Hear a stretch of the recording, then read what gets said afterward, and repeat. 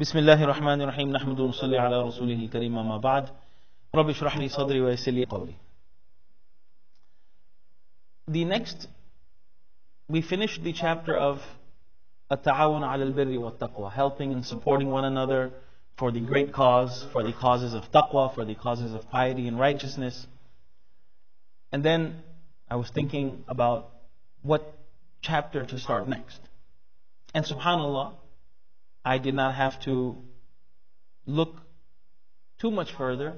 The next chapter, the immediate chapter, I did not pick this chapter, the immediate chapter after التعاون على البر والتقوى is باب في النصيحة, the chapter of النصيحة.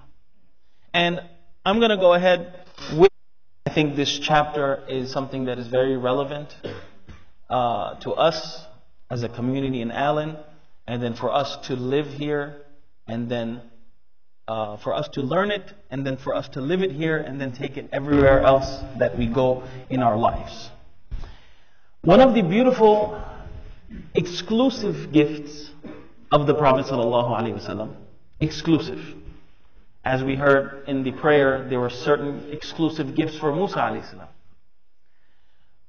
Out of the exclusive and exquisite gifts that Allah subhanahu wa ta'ala granted to the Prophet sallallahu alaihi wasallam, and he mentions, he actually given 6 qualities, 6 traits, 6 gifts that no prophet before me has been given. And one of them is utitu jawami al-kalim, I have been given al-jawami al-kalim, which basically means that the Prophet sallallahu alaihi wasallam, he had the gift of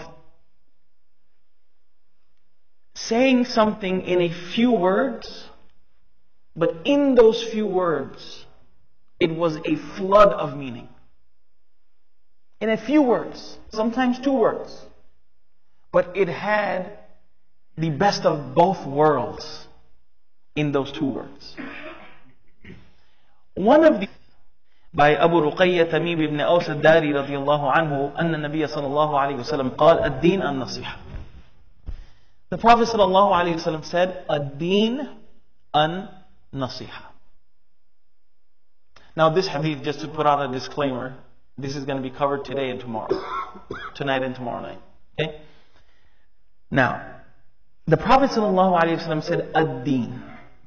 Now what is deen? We translate deen as religion, or as the way of life. Deen is the collection. Okay, so there are different aspects of our existence. First of it starts off with aqidah, our ibadat, our actual ritual worship in front of Allah subhanahu wa ta'ala. Then comes our muamalat, our business dealings, our transactions with one another. Then comes our muasharat, our interactions with one another as a society, our domestic interactions. And then akhlaqiyat, our character, how we interact with one another. Deen is the system of guidelines, rules, every facet of our existence. Whether it's a worship, whether it's our actions in the form of worship, our belief, our interactions, our transactions, our reactions, all of that comes under deen. Now, an-nasiha. Deen, an-nasiha. Just like the word deen, I explained, covers so much, the word an-nasiha, which is very loosely and unjustly translated as giving advice, it also covers a vast array of aspects. Imam Nawawi rahimahullah, the one who has compiled these ahadith in Riyadh, no one word in Arabic that can explain what nasiha is. So if it can't be translated in Arabic, then it definitely can be translated into English. Okay? Now, deen is all about nasiha. I'm not going to translate nasiha now. Deen is all about nasiha. This is the way the Prophet ﷺ has presented this statement. That deen is all about nasiha. All of deen is all about nasiha. This is to show the importance and significance of nasiha. There are other things that deen covers. There are other components of deen. But to show the importance, nasiha is, the Prophet ﷺ coined it like this. It's like the phrase, Al-Hajju Arafah. Hajj is all about what? Arafah. But is it all about Arafah? No, there's Mina, there's Muzdalifah, there's Makkah, there's other things. But to show that this is an integral part of Hajj. If you have no Arafah, there is no Hajj. If you have no Nasiha, there is no. Deen will slowly start to diminish. That's how integral part of Nasiha is. Nasiha has two meanings when you talk about it linguistically. Nasaha rajulu thawbahu. When a person stitches together. This is called nasaha, nasiha. Okay? When you sew something, when you fix something, what are you doing? You are removing the defect from it. You're trying to bring it back to its days of glory. You're trying to put value back into something. When you mend something, you are trying to put the value back into that thing. What happens to a torn piece of cloth that is not addressed, that is not mended? What happens to it eventually? It gets discarded. It gets discarded. So this is one meaning of nasaha. The second meaning of nasaha, and we're going to park it here, is nasah, to extract honey. Not out of the hive, out of the comb. When you take the comb, to extract honey out of that comb is called a nasiha.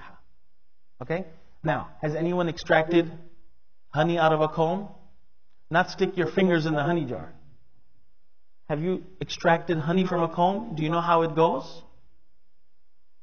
Right? You've seen it? What's one of the things that happens? How is the honey extracted?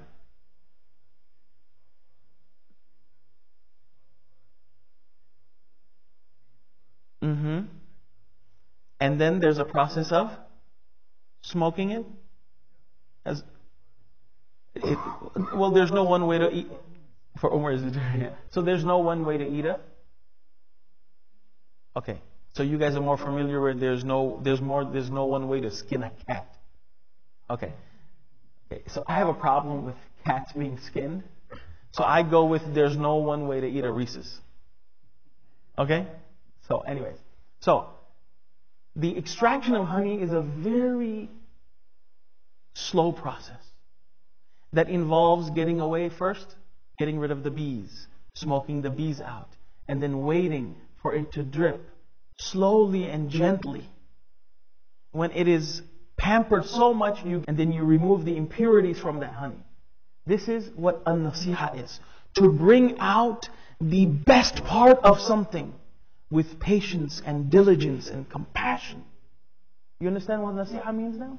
Now we're going to put it together tomorrow. Jazakumullah khair. Subhanallah wa bihamdi, subhanakallahumma wa bihamdik.